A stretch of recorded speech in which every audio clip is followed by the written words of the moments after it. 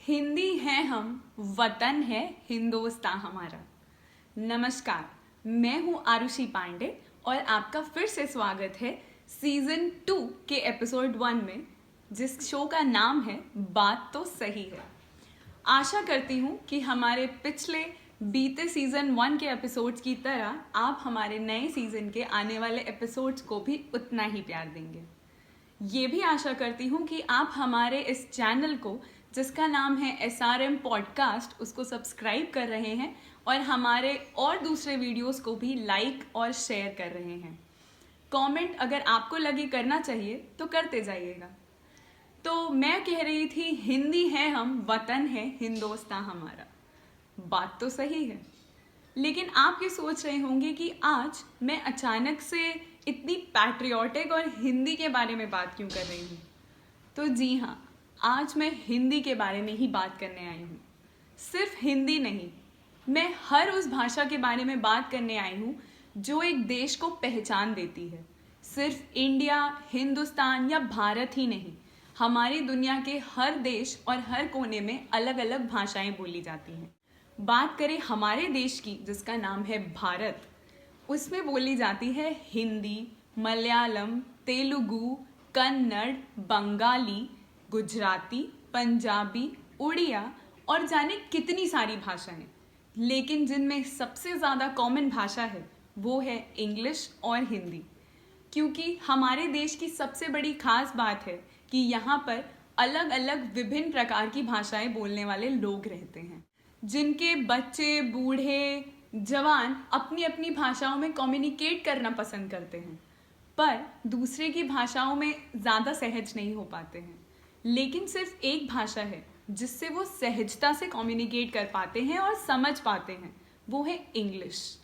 लेकिन हमारा देश तो हिंदी भाषी है। हाँ, मानती हूँ, आप कहेंगे कि हमारी नेशनल लैंग्वेज हिंदी नहीं है, पर हम हैं तो हिंदी भाषी ही।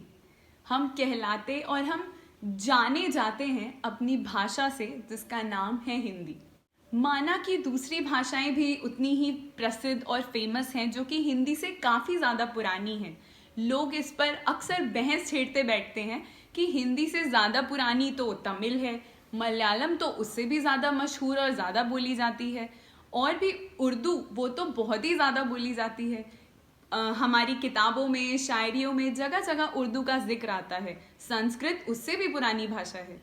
पर मैं सिर्फ हिंदी पर ही इसलिए फोकस करती हूँ क्योंकि हमारी और आपकी एक बेसिक भाषा है जिसका नाम है हिंदी। हिंदी में कुछ ऐसे शब्द हैं, कुछ ऐसी चीज़ें हैं जो दूसरी भाषाओं से ली गई हैं। हम और आप बहुत हद तक जानते भी नहीं हैं कि वो शब्द असली में किस लैंग्वेज या किस भाषा से आते हैं। जैसे कि बहुत सारे शब्द हमने संस्कृत से लिए हैं, बहुत सारे शब्द हमने दूसरी भाषाओं से लिए हैं।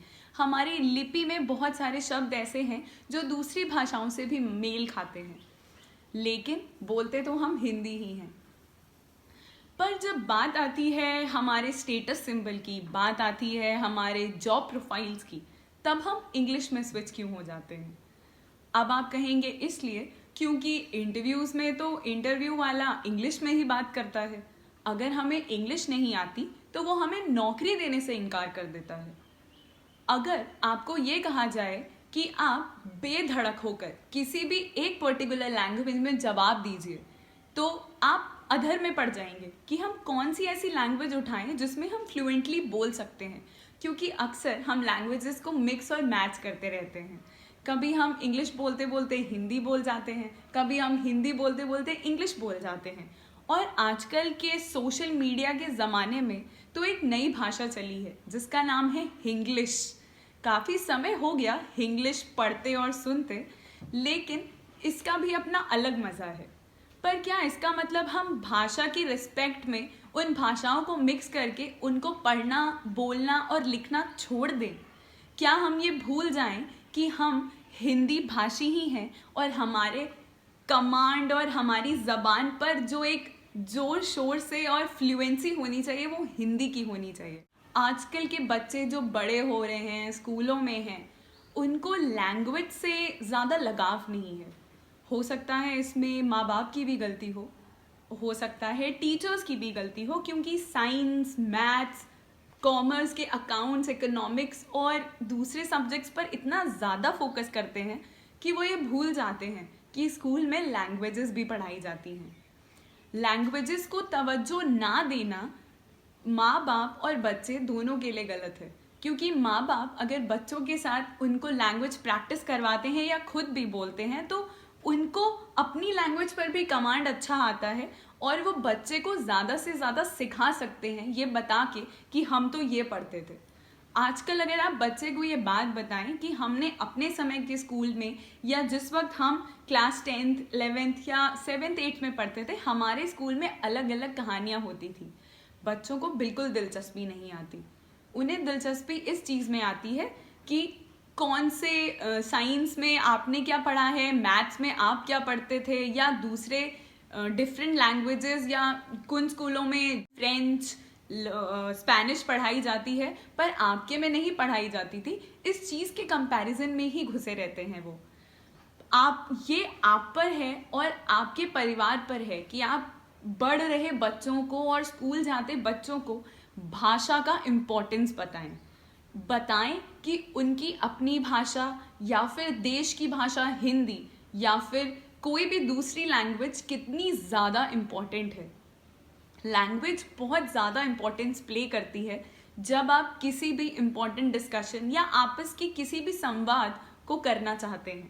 संवाद से याद आया कि संवाद किन्हीं भी दो लोगों में हो सकता है, चाहे वो औपचारिक हो चाहे अनौपचारिक हो। ये शब्द सुन के कुछ याद आया कि हम बचपन में हिंदी व्याकरण पढ़ते थे जिसमें हमें कुछ औपचारिकता और अनौपचारिकता भरे पत्र लिखने होते थे। ये सब शब्द तो कहीं खो से गए हैं। तो मैं बात कर रही थी संवाद के बारे में। संवाद को जन्म देने का सारा और सारा कार्यभार भाषा पर जाता है। अगर भाषा नहीं है तो आप कोई भी कॉन्वर्सेशंस, कोई भी इंटरैक्शन, कोई भी संवाद नहीं कर पाएंगे। चाहे किसी एक देश के राष्ट्रपति को दूसरे राष्ट्रपति, प्रधानमंत्री या किसी भी बड़े ऑफिशियल को किसी के साथ भी कुछ भी बात या संवाद करना है, उनके लिए एक कॉमन भाषा बहुत इम्पॉर्टेंट है। हमारे देश और दूसरे देशों की उस कॉमन भाषा का नाम इंग्लिश है। इंग्लिश अपने आप में ही एक बहुत बड़ी चीज़ है और इंग्लिश से आपका, हमारा, दूसरे लोगों का एक स्टेटस सिंबल डिफाइन होता है। स्टेटस सिंबल भाषा से डिफाइन होना मुझे नहीं लगता कि सही है। आपका किसी भी पर्टिकुलर भाषा पर कमांड होना ज़्यादा सही है। तो आपको नहीं लगता कि ये बात कहीं ना कहीं सही है कि हम भाषा पर कमांड प्राप्त करें, ना कि अपने स्टेटस सिंबल, अपनी पर्सनैलिटी और अपने आप को थोड़ा शो ऑफ करने के लिए इंग्लिश के 2-4 भारी शब्द दूसरों के ऊपर थोपते रहें, और हो सकता है हिंदी के भी 2-4 भारी शब्द सीख लें और लोगों को सुनाते रहें।